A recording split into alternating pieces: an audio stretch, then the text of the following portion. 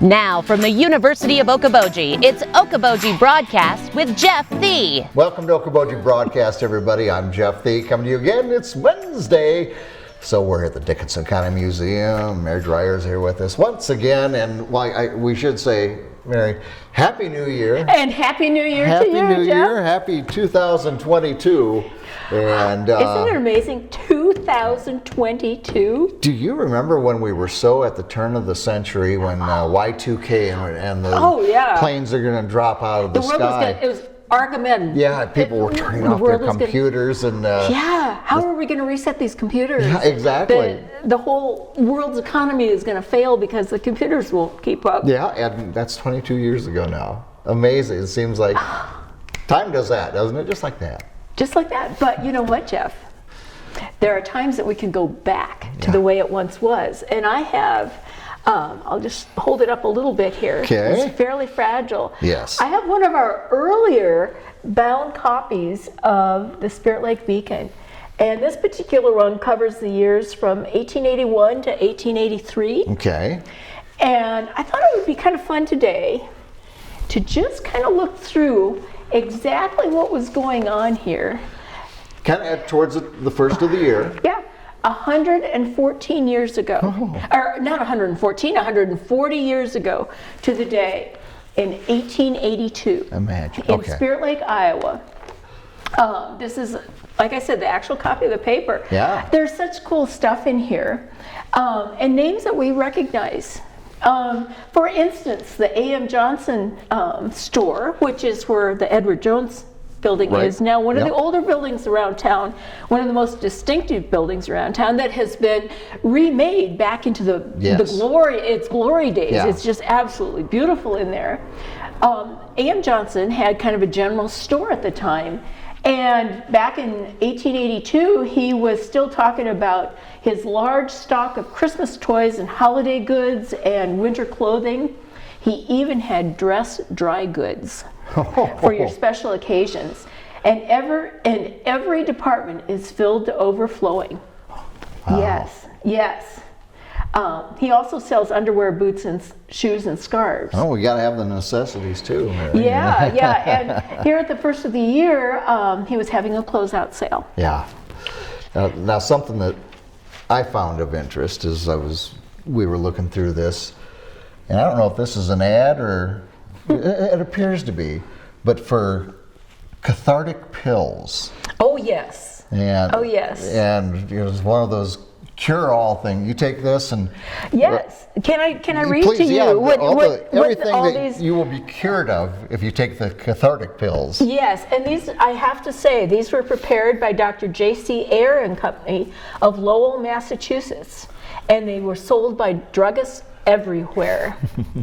Okay, here is what they cured. They're effective cure for constipation or causativeness, indigestion, dyspepsia, loss of appetite, foul stomach and breath, dizziness, headache, loss of memory, numbness, biliousness, jaundice, rheumatism, eruptions and skin diseases, dropsy, tumors, worms, neuralgia, colic, gripes, diarrhea, dysentery, gout, piles, disorders of the liver, and all other diseases resulting from a disordered state of the digestive apparatus. It sounds like it covers just about everything. And this would be good for after the holidays.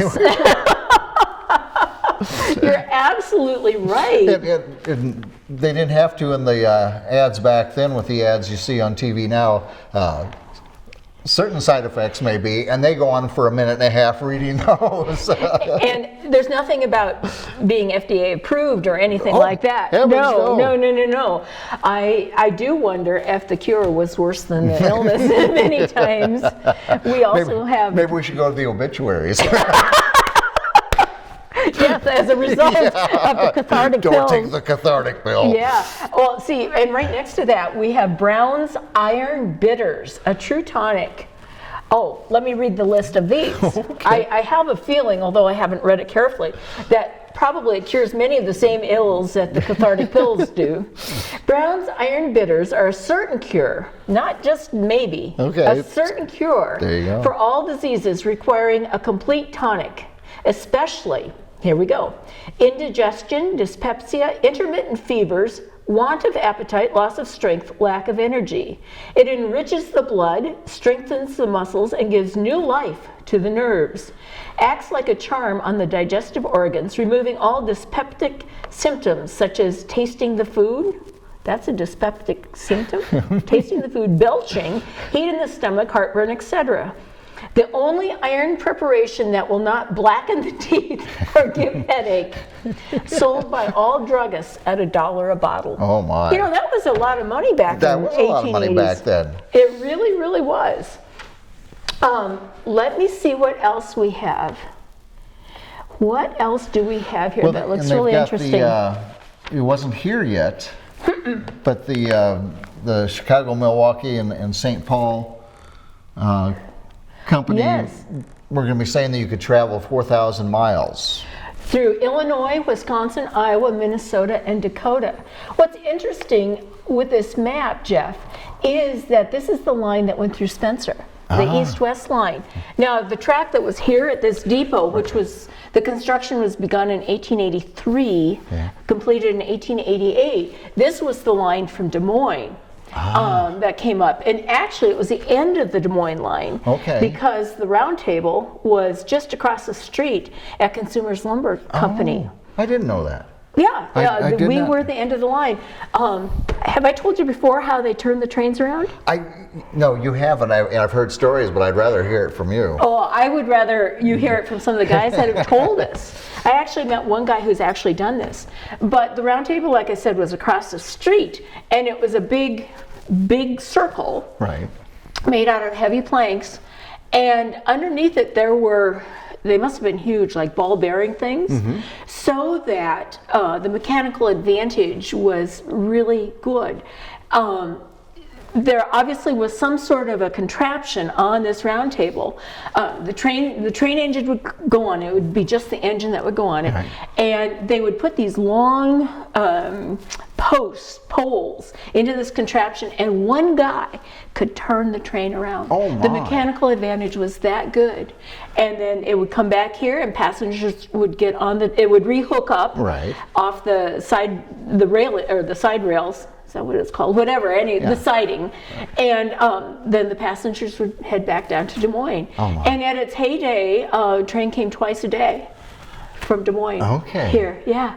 But one guy could turn a train engine. I don't know what it weighs, but it had to be a lot.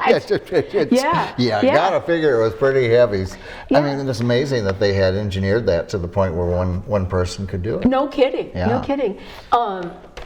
And to think that this newspaper was published before that train came here, before 1883. Wow. And I love looking at the tracks and where the different routes were. I'm telling you, you can travel 4,000 miles. Yeah, which no kidding. Had to have blown the minds of people. 4,000 miles. No kidding. Yeah. This paper is so old that it wasn't even cut. The pages are still bound together, so I'm being pretty careful in doing this. Let's see what else. Oh, here's an ad for B.B. Van Steenberg and Company. We have a big B.B. Van Steenberg sign right behind us. Oh, yes. Here in the museum. Yeah, right. Land brokers and loan agents. Have on hand for long-term loans at the lowest possible rates. Plus, they are agents for the Hamburg American Steamship Company. And we are the sole agency for over 12,000 acres of land in this county. And we own and offer for sale 8,000 acres in Osceola, Clay, and Emmett counties. Isn't that something? They were huge. Well, you mentioned to me before we got started here that this was the time of year for farm sales. Yeah. In I can't guarantee if it was back at this stage, but I've been looking in the bound newspapers from say 1915 or so, and in the November, December papers, they're just filled with farm sales and livestock auctions and things like that. I imagine that these probably were have-to sales. Yeah. I don't know that. Right. For sure, but lots and makes lots of sense farm sales. to a degree. I mean, if someone's going to take over farming ground, you want to do it before planting season. Right, but we were farmers, and in my experience, which isn't all that, doesn't go back as far as you think it might, March 1st was the day that of farm sales. I mean, and also farm leases. And I wonder if the system was different back in these days. It could be. If the farm leases ended the end of the year. I don't know. Yeah. That's something to find out. But it's interesting, that's at that time when they had your general farm sales, and a lot of them. Yeah, and speaking of farming, this is an ad from Mott and Abbott in Spirit Lake, Iowa, letting us know that they've opened a livery, feed, and sale stable in the Crandall House Barn. Who would have thunk? The Crandall House Barn. And the livery was where you took your critters. Your critters, yeah. And you could keep them there. Yeah, you could keep them there. Let's see what else we've got here. Well, one that catches my attention, Mary, and that's because there's still such a place today, the Okoboji Store. No kidding, Jeff. I had noticed this. The Okoboji Store down at the bridge between the two lakes, the popular restaurant that's there. This was, again, back in 1882. The Okoboji Store had the stock of merchandise recently belonging to Austin Case is now owned by Willis Arnold. I bet that is the Arnold that did all the postcards, Vinton Arnold's father. Right. Who hereby announces the intention of keeping a full line of groceries, boots and shoes, hats and caps, and a general stock of hunter's supplies, and articles suited to the wants of all summer visitors. Even then. At the Okoboji Store. Yeah. And they still sell stuff that visitors want. Well, yes. The sweatshirts and the hats. Even then, we were concerned about the summer rush. Even then. May not have been as rushy as it is now, but they were concerned about it. And and they got the mock-up of the Okoboji Store, of course, in the Maritime Museum. Of course, yeah, it's very cool. Here's something that I found interesting, Jeff. An ad for the Okoboji Mills. Now, I know there was a mill up on the south end of Big Spirit Lake, kind of by where the spillway is. Okay. But I think this was a different mill, and I'm not exactly sure where that was. Owned and operated by the Guthrie brothers. It was a flour mill, and they do a square deal all around. Well, that's the only mill I would go to. And they paid cash for wheat. So wheat must have been sold or grown around must here. Have been grown locally here then. It must have been. Yeah. Must More have so been. than today. So pretty. The want ads are even interesting. There's a lot of farm products for sale, but also there's a lot of land for sale. Just in the classified ads. Right. Let me see what else is here.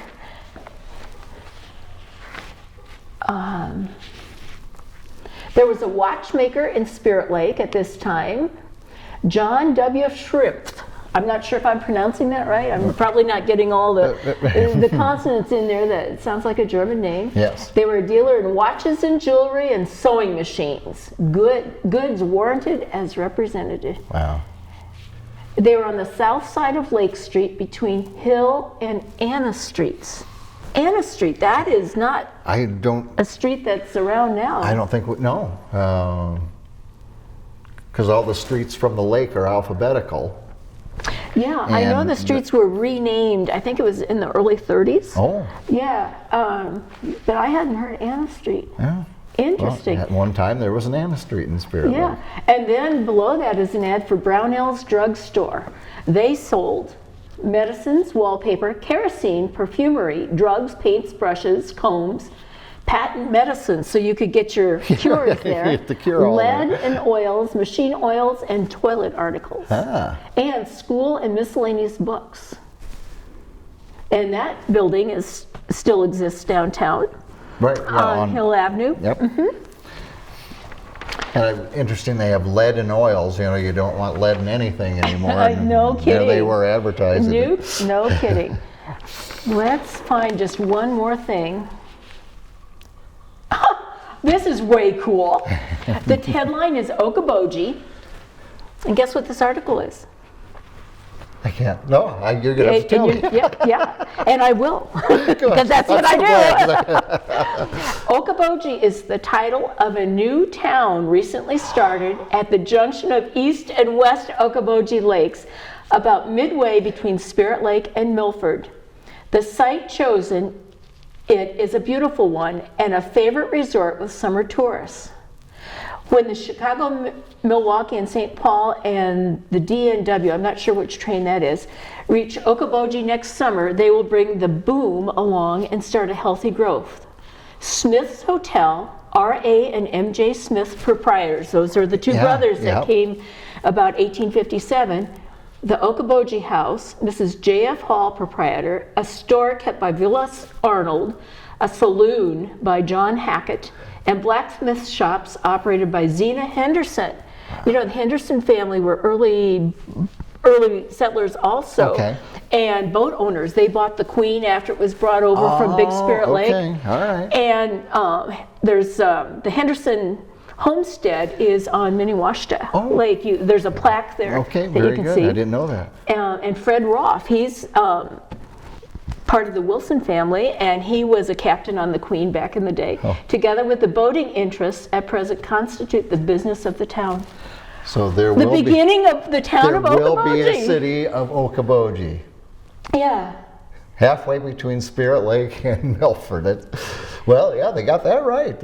Yeah. That's incredible. You know, that's just the things that you can happen upon here at the museum.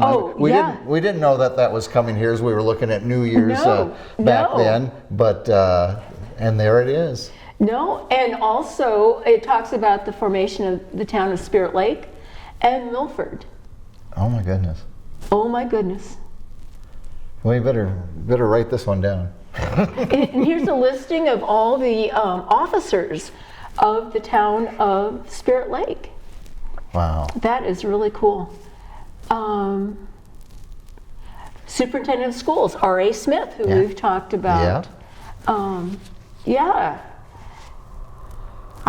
going to be spending some time with this. I'm just going to say, I bet this isn't the last you open this one up. No, it is not. It is not. And again, it just goes back to the things you can find out about our area that you wouldn't expect to see. And here at the museum, we have bound copies of the area newspapers back to the 1870s, up to about 1985 or so. And you're welcome to come in. We appreciate wearing gloves when you look at these. Yes. If you want to take photos of the ads, you're welcome to do that. The ads are just a hoot. And the articles in here are just amazing. You know, you can look up this stuff. You know, I could do a search for the town of Okoboji on newspapers.com or, you know, any of the other online databases for newspapers. And I could probably find this article. Maybe. Who knows?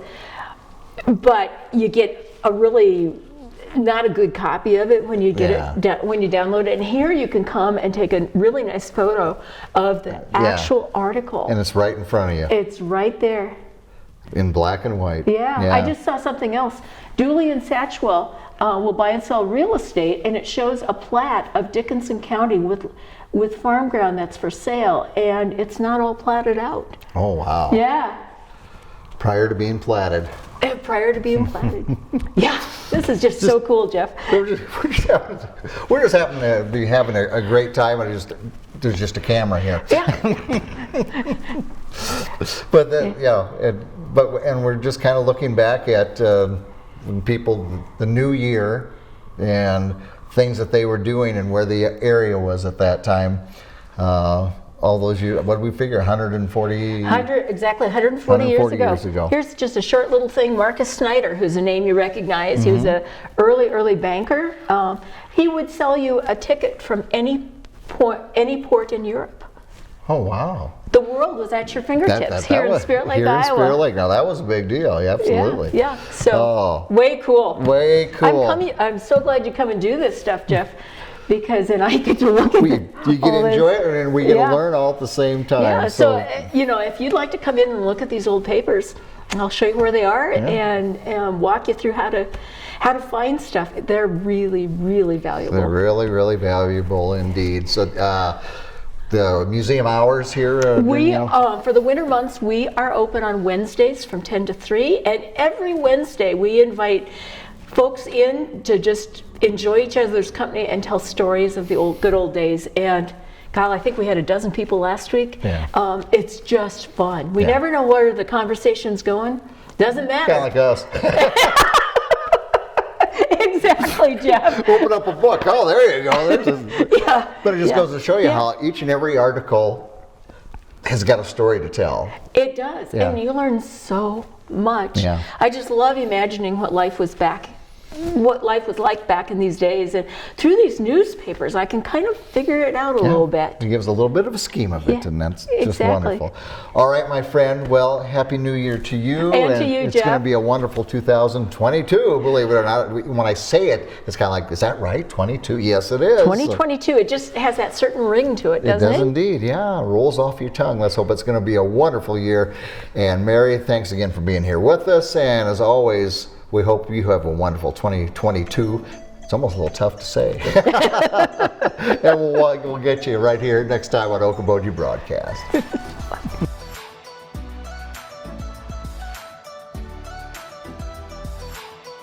Okoboji Broadcast from the studios at historic Arnolds Park Amusement Park is brought to you in part by the Scott Troutman State Farm Agency in Spirit Lake, Quest Wealth Management, a financial advisory practice of Ameriprise Financial Services, advisor Jan Spielman, AJ Spielman, and Erica Wachholz.